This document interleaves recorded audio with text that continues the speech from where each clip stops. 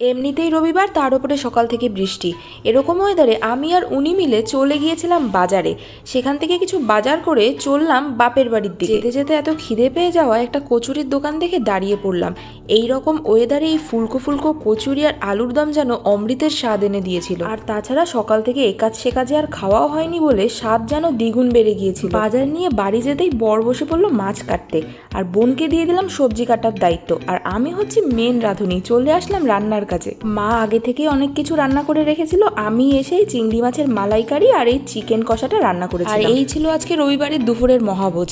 বরকে আগে খেতে দিয়েছিল, জামাই মানুষ বলে কথা, তারপর বাড়ির সবাই মিলে একসাথে খেয়েছিলাম। খাওয়া দাওয়া আজকে অনেক বেশি হয়ে যাওয়ায় লাস্টে হজমলা খেয়ে নিয়েছিলাম।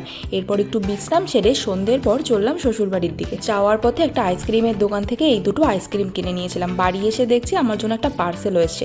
ও সব পরে দেখা যাবে, এখন আমি মন দিয়ে আইসক্রিম খাই। টাটা।